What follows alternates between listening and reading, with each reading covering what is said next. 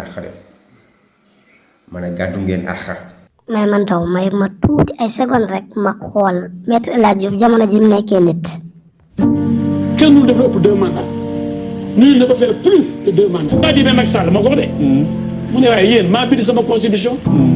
durée bi laa changé mais nombre bi du changé donc nombre bi depuis Ablaye Wade la Macky Sall lay wax de. attention hein Achtung dama ni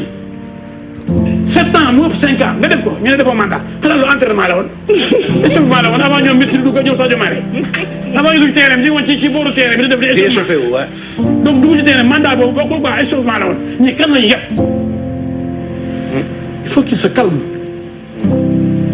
dañu ànd góor ànd nawle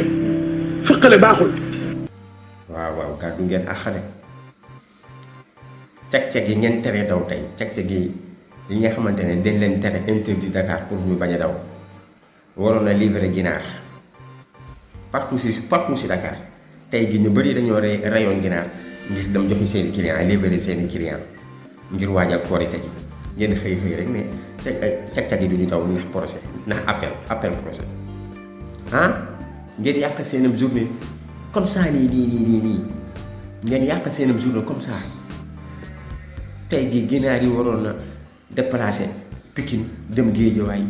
jóge Guédiawaye ñëw Parcelles jóge Parcelles ñëw Sacré-Cœur jóge Sacré-Cœur ñëw Ngor Wakam Yoff jóge Ngor Wakam Yoff jaar si corniche bi dem Ndakaaru Njaay dem Plateau dem Parcelles loolu yëpp ngeen yàqaka ñi waroon a livrer tey yëpp ngeen yàqaka surtout ginaar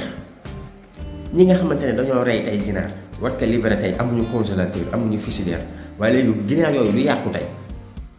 ma ne ndax ginaar yooyu du yàqu ak tàngoor yi am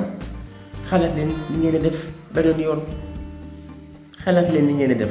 ngeen ñëw teg seen ab arrêté ba benn ceg-ceg daw